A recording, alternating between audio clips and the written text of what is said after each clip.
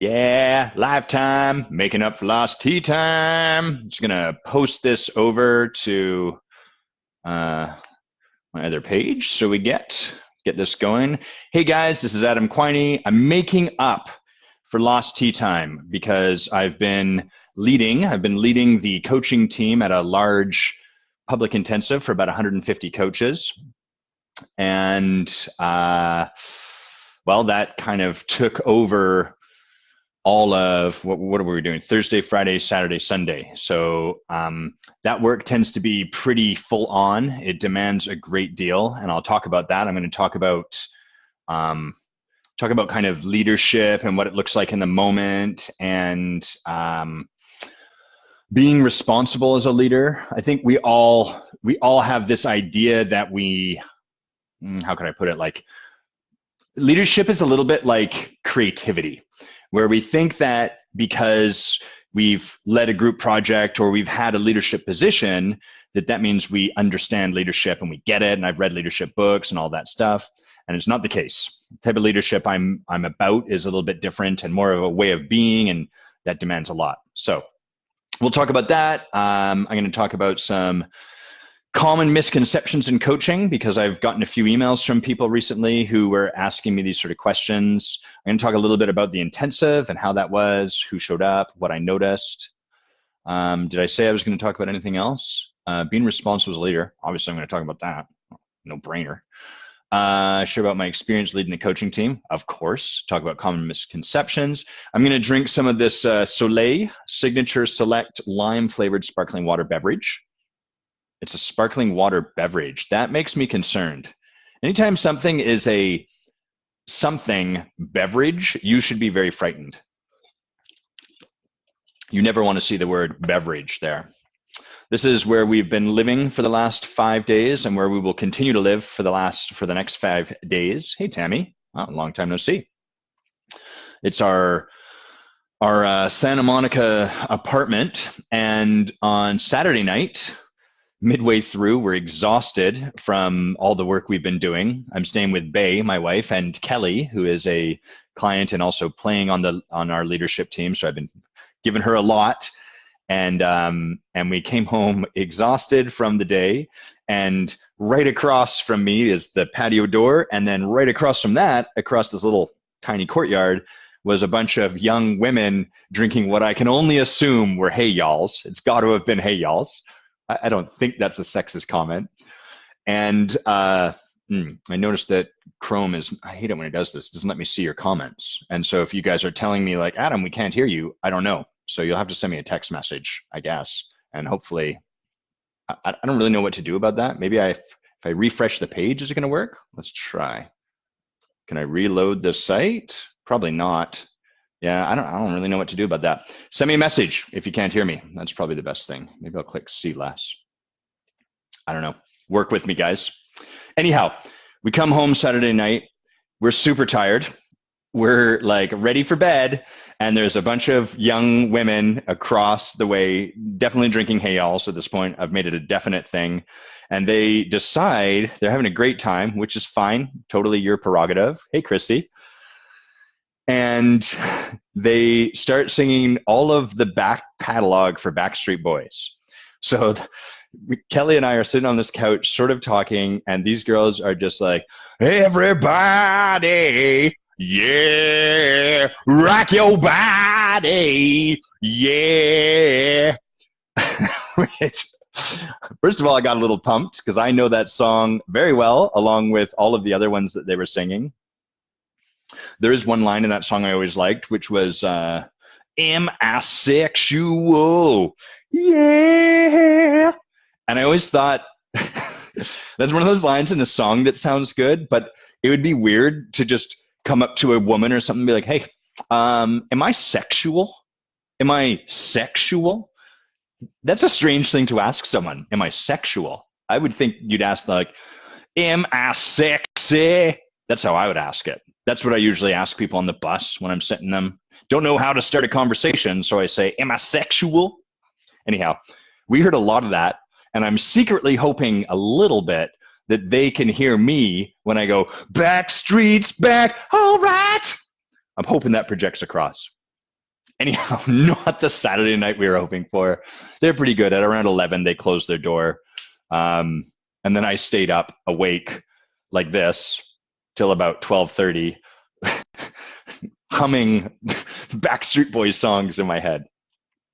Okay, so that's what it's like in our bunker. The event has been awesome in many ways. It's been challenging in a lot of other ways. By far the most awesome part for me has been the work we've been doing on the coaching team, which is the team I lead. It's about 15, yeah, exactly 15 people. And that work is leadership. It's a leadership development training, if you like, meaning I am developing their leadership.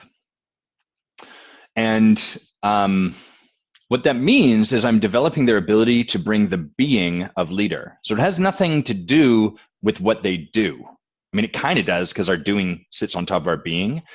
But what I mean is, for example, our first day, we had a meeting at 8 a.m. We tend to get there early, but the meeting starts at 8 a.m. So we start the meeting at 8 a.m. At 8:15, one of the members of my team walks in and sits down. He's clearly embarrassed. He knows he's late. He gets it. And we're in a collectively larger team. We go for about 45 minutes, and then now it's me with my team, and I'm doing that work. And you know that conversation, right? Like, you know when people come in and sit down late, there's an impact. Well, in a leadership conversation, we actually bring that. We address what is in the space, even though it feels awkward and uncomfortable. And sometimes people want to say, like, shut up, do we really have to have this conversation? Other people might be like, yeah, get him, make him feel bad, or whatever. So we bring that conversation forward. Or I'm trying to think of another example. There was one person in our group at one point who I noticed they had a tendency they didn't really listen. And they would not listen a couple of different ways, but my job is to bring that reflection to them so they can show up more powerfully as a leader, right? If you never listen to someone, a couple things are probably going to happen. One, you're gonna speak over them, or just let them talk but not really hear it, and then provide what you see to provide. That's the more innocuous flavor of it. But the other side of it is that people around are kind of having this experience like, dude never listens. Why isn't anyone? Oh, it's so annoying. And then what we do is we just tend to dismiss the person, right? You've been around people like this. Or here's another example. One of the members in our team, I noticed that what they did is they kept inserting themselves into the space. So for example, they would raise their hand a lot, or they would jump in, or they would tell a joke. They would do something to put their presence into the space, which isn't necessarily bad. It's not wrong.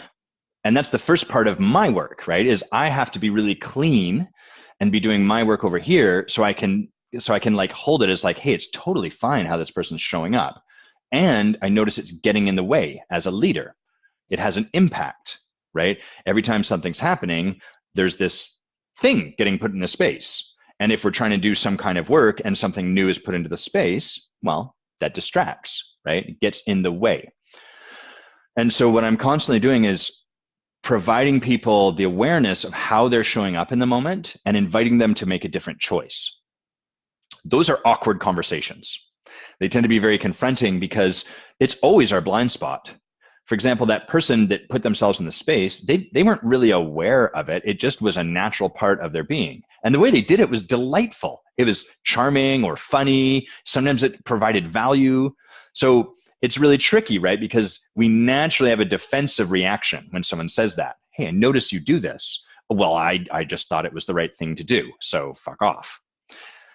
So these kind of conversations are edgy, they're high flame, they're very confronting, and they are deeply of service when people are willing to be in them. And that's the magic of the coaching team, is that we've been working with them for months. We set this container up in advance, well in advance, so that they're clear what they're getting into, they're clear that they're committing to it, and that in the moment, when leadership always happens in the moment, and it's always when we don't want it to. That's the point where we're like, no, I changed my mind, or no, this is not what I'm here for. This is exactly what you're here for. So they create that commitment, we create that container so that in the moment, they make that choice to stay in the conversation rather than to go, actually, I'm good at them, I don't need it. Cool place to be. That team blew the lid off of the intensive. They showed up so powerfully. I was so proud of each and every one of them. I don't think a single person on our team survived. And what I mean by survived is like not a single person on our team kind of got through it unscathed. Everyone got confronted with something. Everyone that showed up on our team really took on their lives. Hey, Giovanna. Really took on the mantle of leader and joined that conversation and stayed in it and was willing to take that hard look and to receive that challenging reflection. So first of all, to me, that there's nothing more magnificent than that, right? Like there is a million reasons not to be in that conversation. All of these people are incredible at what they do, live very fulfilling lives. They don't need to come into a room and sit there and be confronted by this guy. And yet they are choosing to, and the only reason that they are there doing this is because they said so.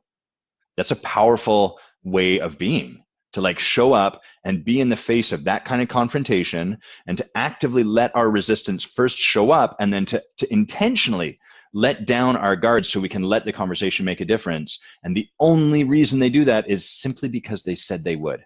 That is amazing. That's like divine work.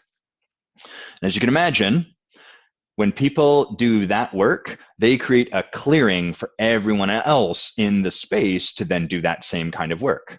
How the leader is being is how the room or the team or the space is being. And so our team is really the clearing for how everything else shows up in a lot of ways. So that was the first thing I noticed. Really, oh, hey, Mom. Heather Daynard is here, my mom. So that was a big part for me was like, I guess I should add, I'm the clearing for how my team shows up. And so that requires a lot of responsibility because I'm confronting people. I'm speaking a lot of hard truths, which requires two things. One, it requires that I'm actively doing my work to scrub myself clean, to scrub my being clean so that I can provide these truths from a place of love. And if you think that's easy, it's not. The end. Full stop. That's not easy. It's really tough. And we all try to pretend, or we do this weird game with ourselves where we like judge ourselves for having judgments and then hide our judgments from ourselves so that we can feel okay. And all that does is make you blind to your truth. We all have judgments. I have a ton of judgments, and they're actively going on in my body and my mind throughout these sort of events. When I'm holding this space, when I'm being this way for people, the judgments be popping. And so I have a responsibility. Just with this first part, I got to actively be doing my work. And what that looks like is I use a variety of exercises to get what I would call complete, which is really the act of, in its essence, forgiveness. That person showed up that way and they annoyed me. And then I take a look like, how can I forgive them? How can I see what that's actually a reflection of myself? It's often easier to forgive someone when we're going to say like, ah, crap, that's, they're just being me. They're just showing up the way I do. Darn it. They got me. So I'm doing a lot of completion. I'm doing, hold on, let me have a drink of Soleil sparkling lime beverage like product. Oh, that's right. So that was the first thing, is I have to be able to come clean. The second thing is that I have to be able to stay in that loving place when people have the reaction that it creates. You can imagine if you're in a circle full of people and you've just said something, and then someone looks at you and goes, I notice you don't listen. Are you aware of that? You can probably feel in your body how that might occur for you, right? 40 people all looking at you, and this guy right here just says that to you. You would probably have a reaction to that. And if you wouldn't, it's probably because you're clear that sometimes you don't listen, right? It's not actually an issue. And my job is to stay open-hearted in the face. First, it's to deliver that kind of feedback, but then to stay open-hearted in the face of that reaction. that what we would call survival mechanism. And the survival mechanism is what all of us have, and it's what we know to do when we're triggered that will have people back off. So I get a lot of like, for some people that's aggressiveness, for other people that's a need to nurture or take care of people, for some people that's like wit and jokes. I can't relate to that one at all. For other people, it's just ghosting or vanishing or saying, I'm actually good right now, or this is too much, or I want to quit, or whatever it is. And my job is to really stay open. So it's really easy to get scathed, to get scarred in that kind of work. Again, requires a lot of active cleaning ourselves, being really responsible.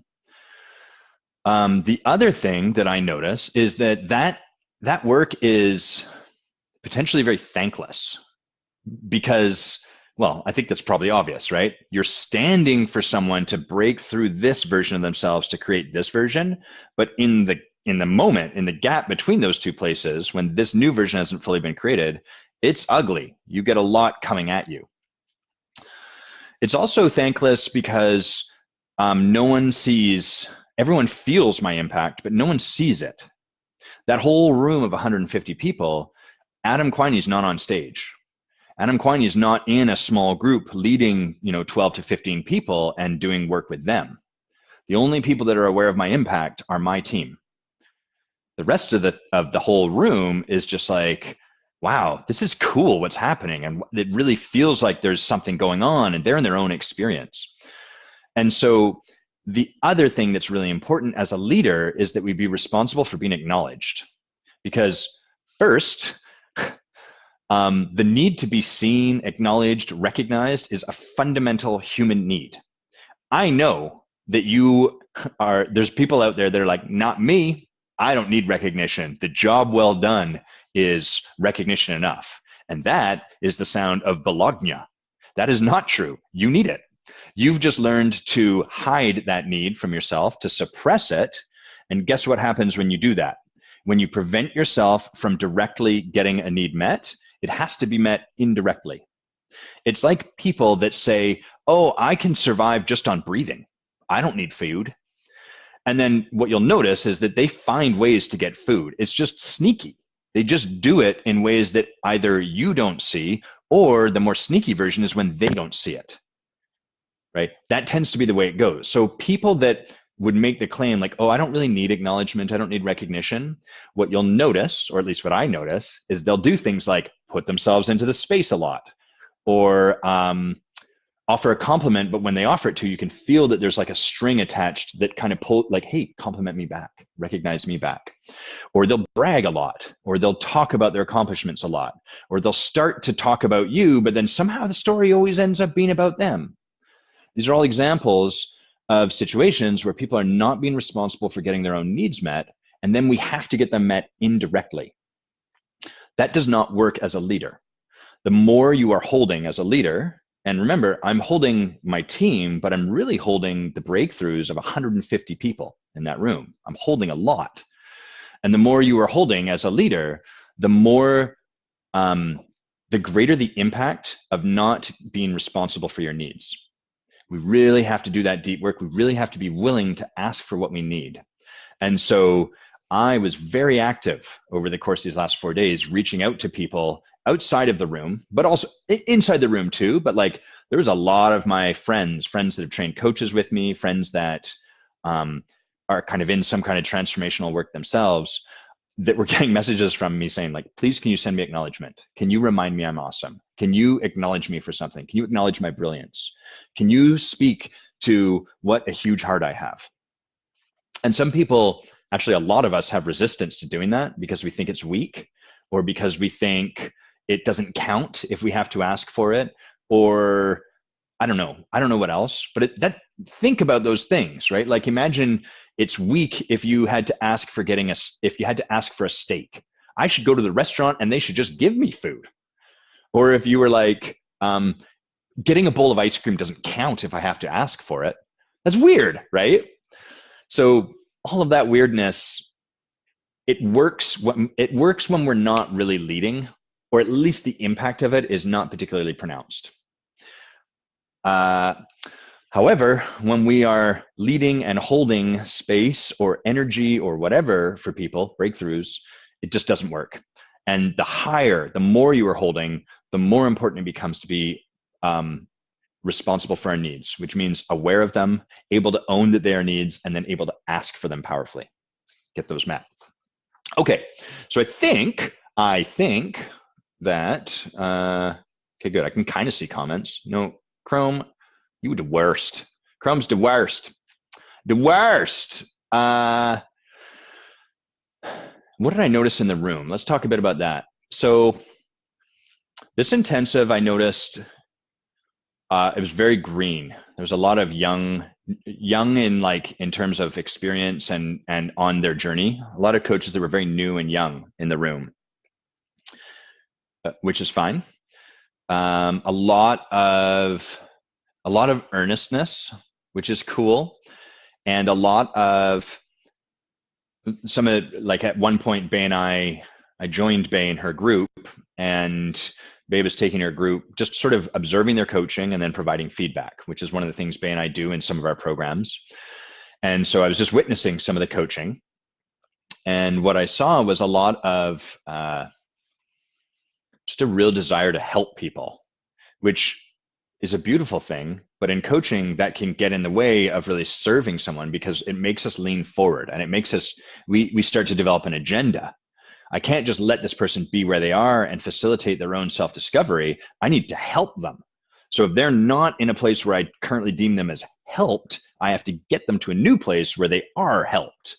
That, I know that's a weird way to describe it, but it's like basically an agenda. And as soon as we have an agenda as a coach, now it's not just about letting someone be in their own journey. Now we are in the space. So I noticed there was a lot of that. This intensive is not set up to provide much feedback on people's coaching, but I think they were, what I noticed was they were really thirsty for it. Like, there was a real desire, not just to sort of be in the conversation and to get to, like, be with other coaches and to learn about building a practice, but also I felt like a real desire to, like, deepen their ability to coach, and that requires feedback. And that's just not something this particular intensive is particularly or typically set up for. So it was a real joy to get to sit with Bay and her group and provide them some of that. I found that those people were really thirsty for it. That was really cool. Okay. I'm going to check and see if there's any more I want to talk about as far as this intensive is concerned. Let me have some of this delicious lime flavored sparkling beverage-like product.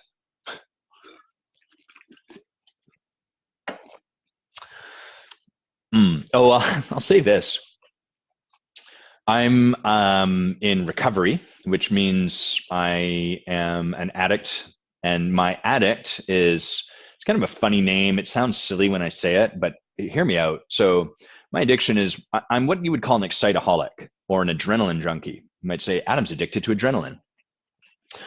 And it's never really one particular thing for me. Like, I can stop drinking or stop smoking a joint or stop video games. In fact, I'm quite practiced at stopping the one thing. The place where I struggle is that, like, it's never one thing. It's Toku, I'm going to answer that question in a sec.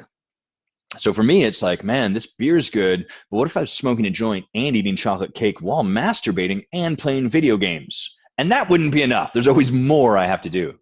So part of the support structure I empower in my life, part of what I really do a lot of, is what is called recovery work, 12-step work. And that's cool and its own kind of challenge and stuff like that. But what I notice on this particular trip is, at the end of a long night, boy, do I want to go and just get a beer, multiple beers. I want to go and get drunk, or at least get a buzz on or something like that, you know?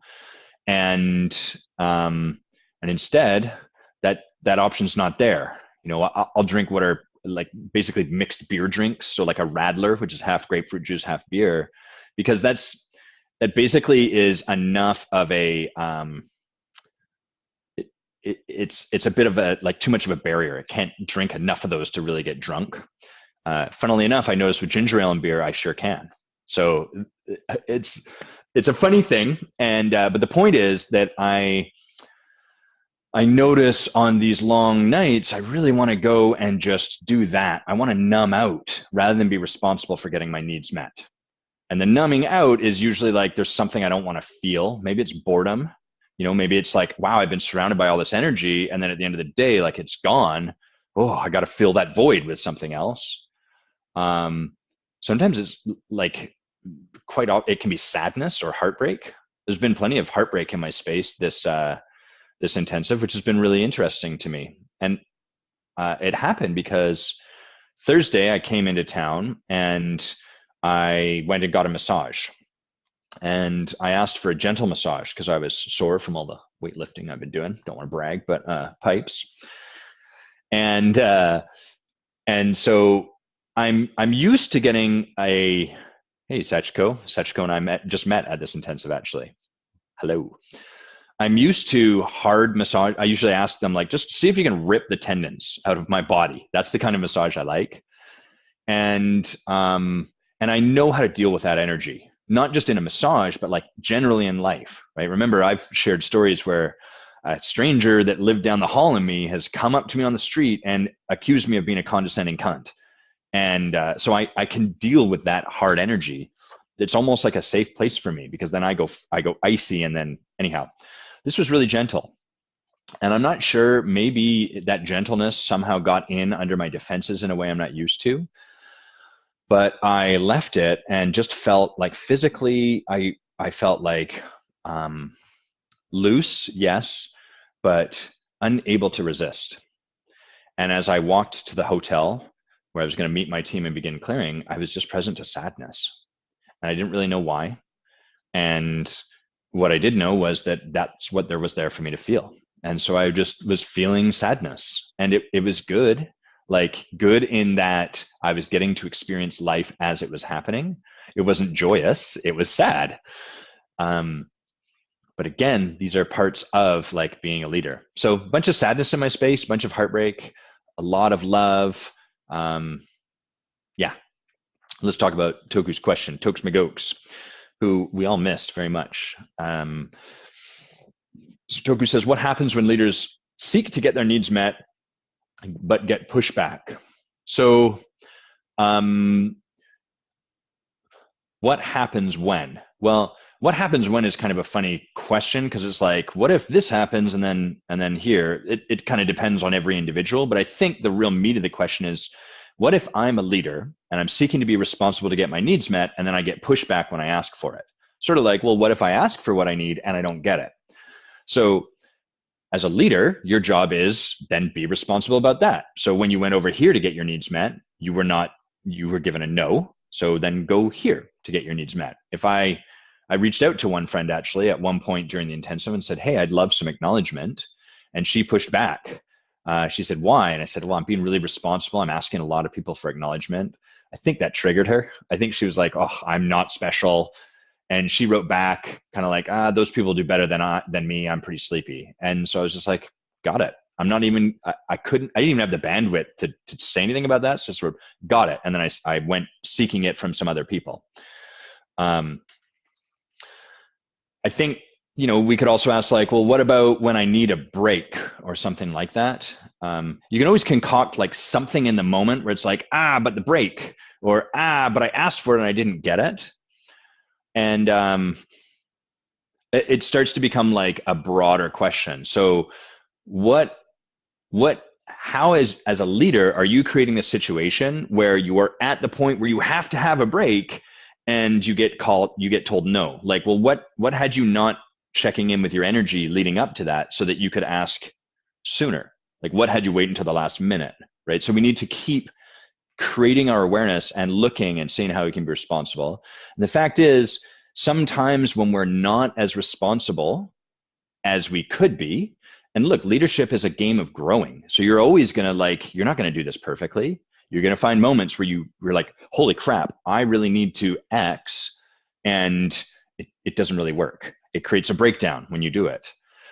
And our job as leaders is, one, to be responsible for that breakdown, to own it as our breakdown, and to do what is required. Sometimes what is required is you're like, I get the impact. I'm really sorry. I've got this person to help, or I haven't got this person to help, and I have to do this. And I recognize I'll have to do some cleaning up when I return. I will return at this point. I will be back. So those are some of the ways you can kind of play with it. There really is no right answer. And that's why leadership is cool and interesting. That's why I don't get bored of it, is because there is no right answer. So there's no formula that I can totally figure out, just like there's no formula in good coaching. All there really is like, what in this moment, in the intimacy of the moment, what is there? That's amazing. It's also scary as crap for really smart people. Okay, let's talk about these misconceptions in coaching. So I got an email from someone today. What was his name? He had some, do I have my phone here? No. Sowdrill or something like that. And he wrote and said, I really like your YouTube videos, and I've got some questions about life and accountability coaching, which is always, whenever I see those phrases together, I'm like, interesting, accountability coaching, which I think is what a lot of people think coaching is. I think they think coaching is like that. I'm going to hire a coach and they will be that person that will hit me with a stick when I don't do the thing I said I was going to do. And then for fear of the stick, I'll do the thing I said I was going to do, and I'll be super empowered. Hard for me to imagine. I mean, if you weren't empowered by that when you were a teenager, unlikely that you're going to have a big change around it as an adult, but never mind that for now. So he asked me a few questions, and I sent him a very full answer, probably more so than he expected. And then I thought, well, these are really great questions, so I'm going to address them here as well. So the first misconception about coaching is that you need training to be a coach, and you need to work with your own coach in order to make good money. I'm going to say that again. It's intended to sound weird, especially coming from me. The misconception is that you need training. I'm going to word it a little differently. The misconception is that you need training and you need to work with your own coach in order to make good money in this profession. Got it? So those first two are a requirement to make good money in this profession. They are not. You, without any training and without working with your own coach at all, can make good money by calling yourself a coach. There are a lot of people doing it.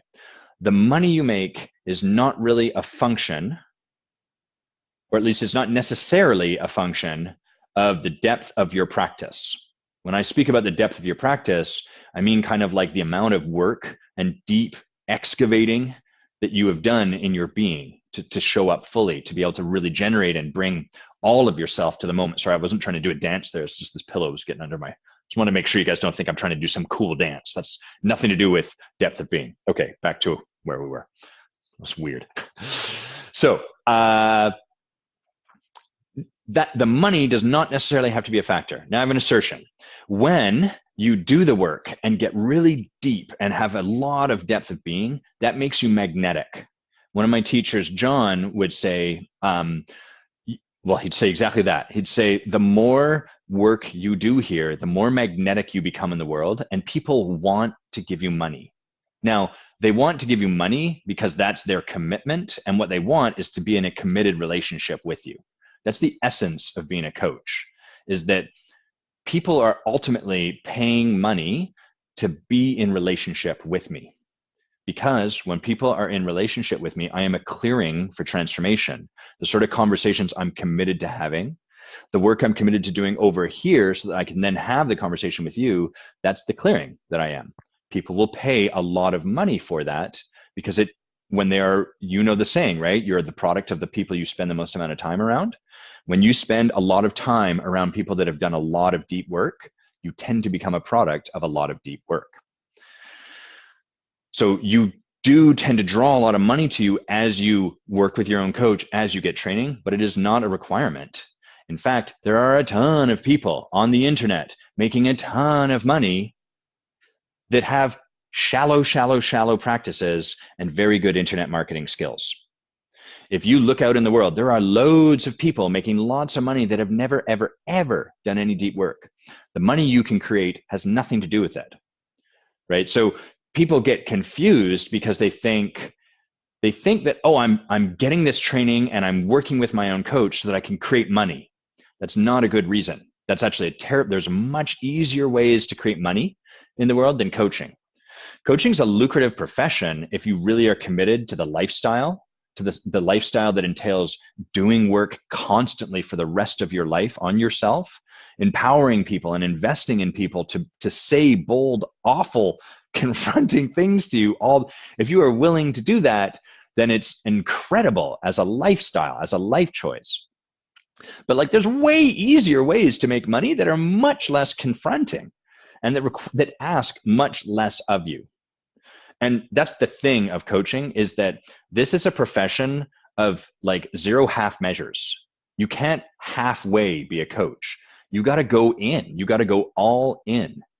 You got to be really like, all right, I'm in for a penny. I'm in for a pound, because on the other side of that is everything that you want. But if you are going in as a half measure, as if you're going in thinking, well, I'm gonna dip my foot in the water. I'm gonna test it out. I'm gonna see how I feel about this. You always are reserving the right to pull away. And what that does is it makes it impossible for you to really be committed. And in work that is by its definition confronting and transformative, your commitment is the only thing that keeps you going to the breakthrough. So you don't need training. You don't need to work with your own coach in order to make money. But if you really want to change lives, if you really want to be a transformational being on this planet, someone who stands for love and inspiration and creates more in the world and leaves people touched, like touched different by virtue of them simply coming into contact with you, well, you better get a coach and you better get some really good training. That is the nature of the work. Okay, next misconception. Accountability does not play a role in coaching. I hear this a lot. I'm not an accountability coach, or I don't work with people on accountability. If you don't do what you say you're going to do, I'm not going to do anything about it. That's fine with me. There is some truth to that. The reason, have you noticed the pattern here? Have you noticed that I'm being sneaky with these misconceptions? If so, you are smart. If not, you're dumb. See, the ladies are out of this condo. They're at Disneyland. Me, I'm slowly going crazy here in this condo by myself. Okay, there's a bunch of comments here. I want to read these. Choice. I describe coaching and leadership so perfectly. Thanks, Darren. Appreciate that. Hey, Sheila. And success is not correlated with mastery, but deep mastery is correlated with success and depth. Yes, and fulfillment, right? It's easy to create success without fulfillment. That's a piece of cake. Now, I know there's a lot of people that are like, no, it's not. It's easier than you think, and I get that it feels far away, but creating fulfillment is the more challenging thing, because doing that requires we put it above our initial success. And spoiler, if you're like, I'm fulfilled, but success never seems to be getting there, there's probably some bypassing that you're doing. You're probably like, I feel so at peace and I don't need for money at all. Yeah, but you're also like pushing that entirely out of your life rather than address your underlying relationship to it. So you're damned if you do and you're damned if you don't. Don't try to get away from that. Okay. So accountability. What isn't present in coaching is me. I should take a step back. What isn't present in powerful, really deep coaching is a coach saying, do this or I'm going to hit you. Or like, are you going to do this thing? Yes, great. I'm going to call you every day at 5 p.m. to check and see if you did it. And if not, I guess I'll get really mad at you, or I'll make a condescending joke, or I don't know what the thing. I've actually tried those things before. It doesn't work. Back when I was a young Padawan in this work. So that kind of accountability is not really there, because that's not really me doing anything. Hold on, let me get the words right. I'm taking power away from you when I do that. I'm diminishing your ability to develop your own accountability to yourself, because I'm imposing my own accountability. right? That's the antithesis of what coaching is about. My clients are not with me so that I will force them to do things, because then you take me away at whatever point. Where are they? They're worse than even before, because now they're relying on me to be the thing that keeps them accountable. That's not the aim of coaching. Here's where accountability does play a role in coaching, is what I do with my clients is I support them in their ability to become more accountable to themselves. Oh, Toku, you just messaging me right now? Toku's messaging me right now, but it's cool. I love that he does this. And Toku, thank you for that. I'm excited to see whatever you just sent me. So I just want to say this distinction again, because it's super important. And coaches, in order to not do the first thing, they miss the more important second thing, the deeper truth of accountability. So coaching is not about a coach whacking you in the head until you do what you said you would do. That is not what we're about. But really, really deep masterful coaching has a way we work with you to actually develop your own relationship to your own word. We transform your ability to be accountable to yourself. And so the product of that is that, like, my clients will report that one of the things that's so powerful on the other side of some of the work is they know that when they say they are going to do something, that carries weight. Do you know what I'm talking about when I say that? Like, have you ever had that experience where someone's like, hey, will you do this? And you're like, yeah, sure. But you know in your head that like you're probably not. Hey, Kendra, that's toxic. And it's toxic insidiously, because we just we just throw it away back there. But it's like just a little bit of, it's a fighting game reference, but it's like a little bit of your life bar just goes away every time you do that. And you start to develop this relationship to your own word that is weak or distrusting. And what that does is it costs you some integrity, and that costs you some power. So when my clients say they're going to do something, I don't, that's right, Kendra. Kendra's nailed it. Kendra, that's exactly what I'm sure you've had this experience. I want to get you to whack yourself in your own head. I want you to hit yourself on your own head. This fizzy water's getting me. So, hey, Laura. Laura was on my team this past weekend and did beautiful work. You were amazing, Laura. So when my clients show up, not having done what they said they were going to do, we have a conversation about it. But the conversation is not, why didn't you do what you said you were going to do? You suck. Do you know that? It's not that literally, nor is it energetically, right? Again, I do my work to be responsible. And then what I'm bringing is simply curiosity, like, hey, I noticed you said you were going to do something and you didn't. What do you notice about that? What do you make that mean? How does that feel when you're now confronted with that? When the mirror is showing you that truth, how is it for you to just look there? I'll give you another example that's kind of a funny one. Let's talk about time and punctuality, which is a great little container for noticing your word to yourself, your relationship to your word to yourself, and your accountability. Because we always say, oh, I'll be there on time. And then life happens. And we're like, hey, Myra. Thanks, Laura. So when we would train coaches with accomplishment coaching, we would have breaks. And sometimes people would come back late from a break, right? They're human. Nothing wrong with that. But sometimes we'd go, you're late. And there's one moment when I was training in San Diego, and one of the leaders, Denise Yamada, said this to three of the participants coming back from lunch. She said, you're late. And they came into the room. And then we opened the floor for sharing, because we always do that. Whenever people have been apart, bring them back, let's have some sharing.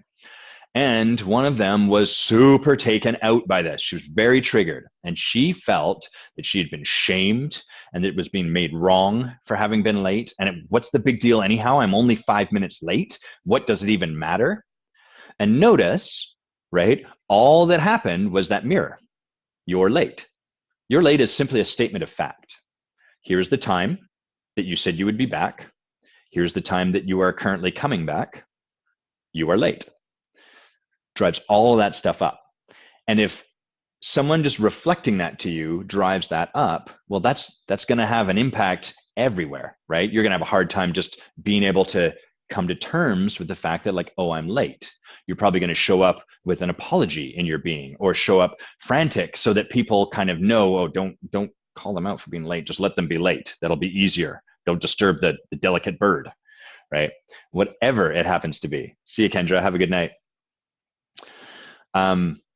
So where was I going with? Oh, accountability. So in both of those situations, we're not making them show up on time. We're just giving them the reflection of what happens when they don't. And what that does is it allows you to get really present to your impact.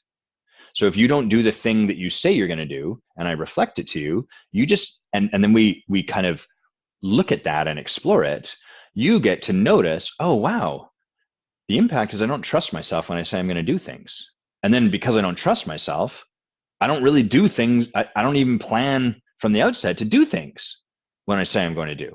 And I don't feel reliable at all. And as you start to notice that stuff and start to get friggin' sick of the conversation you keep having with your coach, you start to shift.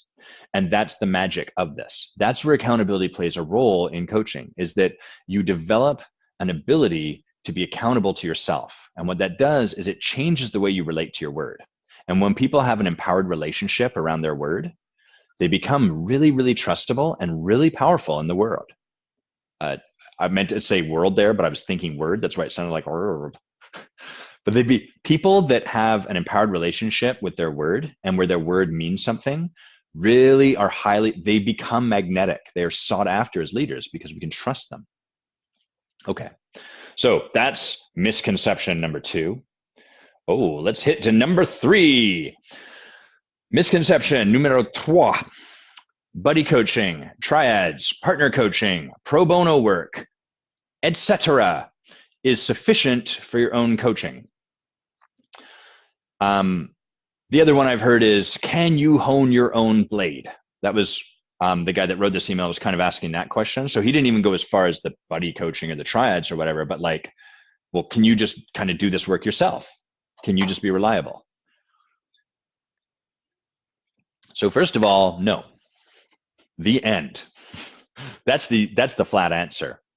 And I think the challenge with coaching and leadership as conversations and as concepts, and even as me talking about them, is that they're an experiential thing. One of the people on our, not my team, but what's called the source team. So we have 2 teams at this event. My team's a coaching team, and then the source team kind of, they do a lot of the work behind the scenes. And one of those people came up to me, and she and I were chatting, and she said, you know, Adam, I watch all your videos. I love your content. I love what you talk about. I really get the conversation about leadership, and I've heard you talk about it. But being here and experiencing it is like, it's not even in the same world. Like, you don't just do that stuff, you be it. And that's a boast about me because I'm friggin' awesome. But it's also like, that's the nature of leadership. And we don't know it until we experience it. And so what's tricky about that is, until we've experienced it, we talk about it thinking we get it. And the way we get it is like this intellectual thing. Oh, I understand the words Adam's saying. I've read the same books Adam's read. I understand leadership. I am a leader. And then the cost of that conclusion is, then we don't go out and get the experience of being led, because we're guarded, because we relate to ourselves as a leader. So why should I allow another leader to make any kind of difference for me? And then it just creates this shitty cycle, because we can never actually break down into the deeper work that is available, which is like 90% of it. 90% of the iceberg is in the experience. Kind of jumped metaphors there, but I trust that you guys followed me. And so all of these measures where it's like, well, couldn't I just hone my own blade? No, you can't lead. You can't develop your own leadership. That doesn't work. Just like you can't see your own blind spots. You can't chew your own teeth. You can't see your own eyeball. You can't grab your own hand. And all of those wacky contrivances you just created, if you're like me, about like, well, I'm going to look in a mirror, or if I do this, I'm biting no, don't do that. Don't let your mind go there. Don't try to solve the good stuff I'm giving you. Just trust me. You can't do those things. It doesn't work. And you can't lead yourself. It will never work. The only way to really get this, though, beyond the intellectual component of it, or to trust me in it, is to actually get the experience for yourself. So coaches trying to do their own work are kind of like they're keeping the wool pulled over their eyes. So that's the first part. Now let's go to the more subtle flavor of this, which is buddy coaching, partner coaching, triad coaching, and then we'll do pro bono coaching last. So buddy, partner, triad, blah, blah, blah, all those ones. They don't work because you're both in the water together. It's the same reason I can't coach my wife. My wife, Bae, probably one of the most brilliant coaches on this planet. There are very few, I know I'm biased, and I don't care. There are very few coaches that I would trust to see with the depth that she does and to be able to deliver the kind of insight that she does. And she does it in such a way that it's like somehow it gets through all of people's defenses. Like my approach is much more direct, but hers somehow is just like smoke getting in through the cracks of an armor. It's amazing. She is one of the best coaches in the world. We got no chance working with each other, with ourselves. We simply can't coach each other because we're too in it. We have a relationship. And the same is true for two people trying to coach each other that are like, because I hate that I have to explain this in a way, but I think it's a valuable conversation. You're enmeshed. I can only call you out to a certain extent, and you're going to buy into my stuff and I'm going to buy into your stuff. And there's just by definition, there is going to be blind spots that we both get into and collude with each other. It really requires that person outside of us.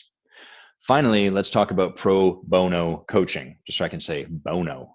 Actually, I'm going to have a little bit of I'm all out of Soleil sparkling lime-like beverage product water, so I got to shift to this crappy water bottle filled with still water. Ugh. So still. So placid. Not bubbly at all. Pro bono coaching is where a coach works with someone for free. No skin in the game. And that's why it doesn't work. There's no skin in the game. It's why I can't really develop someone's leadership unless there's some kind of commitment that they've made. And the beautiful thing is that even the commitment to be on 3 calls with me for an hour at these times provides a bit of a container in which they can show up. But coaching tends to be a longer game than the sharp edge and the agenda that can come with leadership. It's a bit of a longer game. And you can always quit. And when you don't have anything on the line, well, what do you have to stop you quitting aside from your willpower and your word? And remember, your relationship to your word is probably not particularly developed or empowered. Not because you watching this, I know you any better than anyone else, but because I know you're a human. And humans are a starting point. As a starting point, we tend not to have a very empowered relationship with our word. We tend to either be sloppy about it or super rigid about it. And typically both of those tend to vacillate. So if you're relying on your willpower and your word to be like the sole container, the sole holder for your commitment, it's just really a setup, right? Like you don't successfully meet your New Year's resolutions because you don't have any skin in the game other than maybe the social contract you've made with someone, maybe feeling a little bit embarrassed about not doing it, but you'll just ghost those people and you don't have to talk to them. You stop being friends with them. Done. Problem solved. And why would coaching be any different? Oh, because you really care? Because this stuff really matters? What, the stuff you're doing a New Year's resolution about doesn't really matter? It just doesn't work. And so that's a big misconception that I see people make. And really, that's typically the coach trying to avoid their own money stories and their scarcity stories. I want to work with these people and these people can't afford to work with me. Well, that's just you shutting off possibility. And then people will come back and be like, but Adam, I really know these people. And there's no way that they could possibly do that.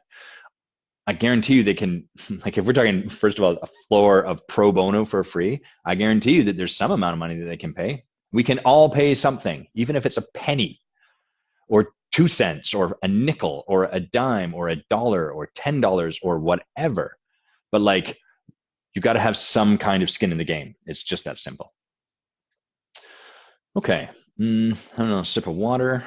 I just want more comments because I like answering questions, but I don't have any more, so that's okay. I'm just going to read through it and see if there's anything I haven't covered.